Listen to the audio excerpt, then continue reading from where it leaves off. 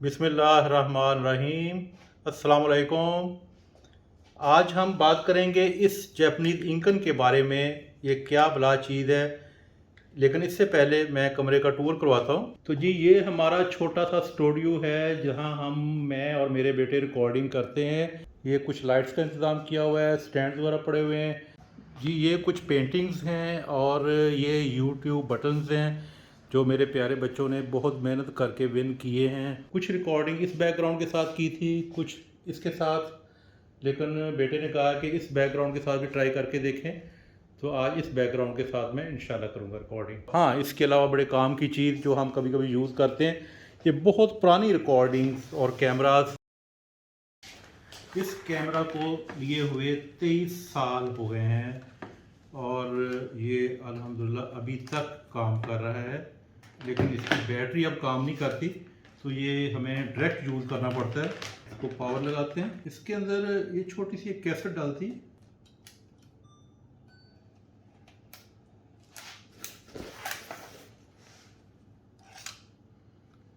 इसकी कैसेट है।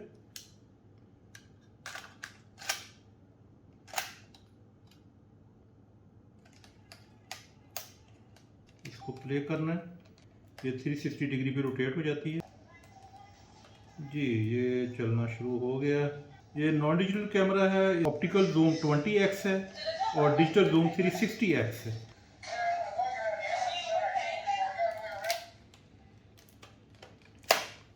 इसके बाद डिजिटल कैमरा लिया है। जी, ये डिजिटल कैमरा,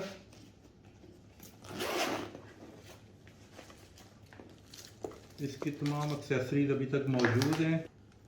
इसकी बैटरी भी डेड हो चुकी है। इसके अंदर बहुत छोटी सी कैसेट डालती है। जैसे जैसे टेक्नोलॉजी एडवांस होती गई, चीज़ें छोटी होती गई।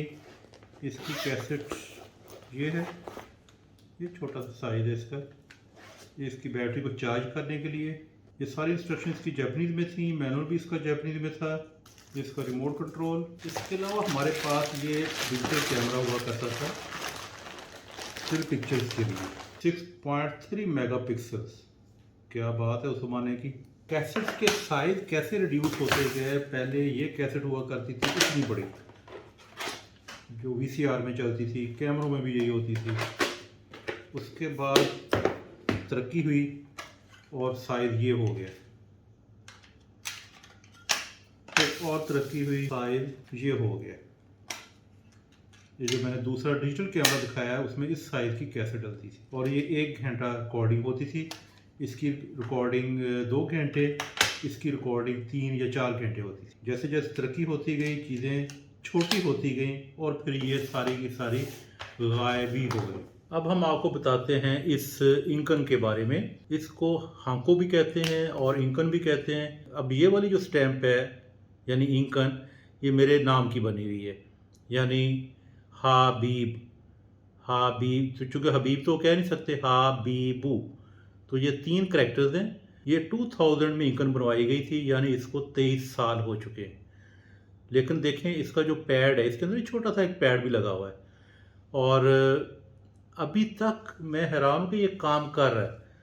ये इसके अंदर हमने इसको लगाया और ये पेज, इसको ट्राई करके देखते हैं।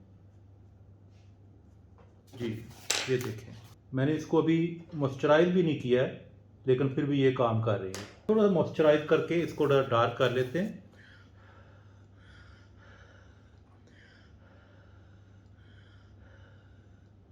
अब ट्राई करते हैं दोबारा। जी, ये आप देख सकते हैं। अच्छा, जापानीज करेक्टर्स ऊपर से नीचे की तरफ होते हैं, यानी फ्रॉम टॉप टू बॉटम। इसलिए सबसे ऊपर जो करेक्टर है वो हा, दरमियान में बी और सबसे नीचे बू। हा बी बू। ये साउंड इनकी बड़ी अजीब है। ये शुरू होती हैं आ ई ऊ ए ओ, बा बी बू बे बो, पा पी पू पे पो। लेकिन आगे ता ती तू ते तो नहीं आएगा। ता ची सू ते तो। और कुछ तरह इस तरह भी कहते हैं, आ ई ऊ ए ओ। अच्छा, ये इंकन जो है ये ऑफिस में रजिस्टर भी की जाती है अगर कोई प्रॉपर्टी का लेन देन करना है, या उस वक्त लैंडलाइन फ़ोन बड़ी मुश्किल से मिला करता था, तो वो कनेक्ट करवाने के लिए, वो परचेज़ करने के लिए भी यूज़ होती थी। और इसके बारे में जो जैपनीज़ कहते हैं कि ये फ़ोर्ज नहीं हो सकती, यानी इसकी कॉपी नहीं बनाई जा सकती। उन्होंने क्या ऐसा सिक्योरिटी का मैकेनिज़्म रखा है, किस तरह से इसको रजिस्टर करते हैं जब ये बनाते हैं, कि कोई दूसरा पर्सन इसको इलीगल यूज़ नहीं कर सकता, और वो समझते हैं कि ये सिग्नेचर से ज़्यादा सिक्योर है। अच्छा, अब ये बनती किस चीज़ से है? अब मेरे पास जो इंकन है, ये इसका जो मटेरियल है, ये ऐसे लग रहा है जैसे ये वुड मटेरियल है, जैसे बम्बू नहीं होते, बांस होते हैं, ये उसका बना हुआ लग रहा है। और लेकिन ये मेटल की भी बनती है, और भी मटेरियल्स हैं जिनसे ये बनाई जाती है। इसके अलावा बहुत बड़ी इंकन्स भी हैं। ये आप जैसा कि देख रहे हैं, मेरी जो ट्रांसक्रिप्ट्स हैं, यानी पीएचडी डिग्री, इसके ऊपर बहुत बड़ी बड़ी इंकन लगी हुई है, बहुत बड़ी स्टैम्प्स। तो वैसे तो जापान की हर बात ही बड़ी हैरतअंगेज़ है, जिसमें से एक ये भी है। इसके अलावा और बहुत सी बातें मैं आपको बताता रहूँगा जो कमिंग वीडियोस हैं।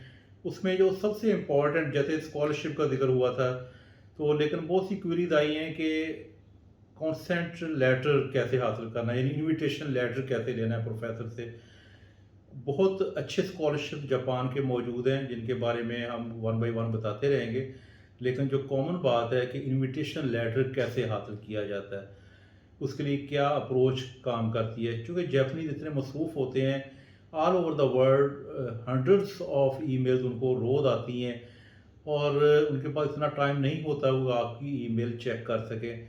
तो फिर ऐसा क्या तरीका होगा कि हम किस तरह उनको मुतवज्जो कर सकते हैं, ताकि हम उनसे इनविटेशन लेटर हासिल कर सकें। तो उसके बारे में इंशाल्लाह कमिंग वीडियोस में सब कुछ आएगा, और भी बहुत सी हैरतअंगेज़ बातों के साथ हम आपको बताते रहेंगे।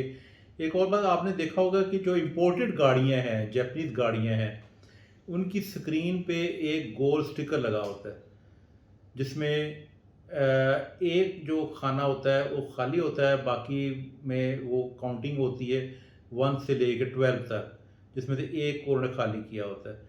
ये भी एक हैरतअंगेज़ इंफॉर्मेशन है जो बहुत काम आती है जब आप गाड़ी परचेज करते हैं। आप बहुत सी इंफॉर्मेशन उस स्टिकर से जान सकते हैं। हम कमिंग वीडियोस में उसके बारे में भी इंशाल्लाह आपको बताएंगे। हमारे साथ रहिएगा। टेक केयर, अपना और दूसरों का ख्याल रखें। अल्लाह हाफिज़।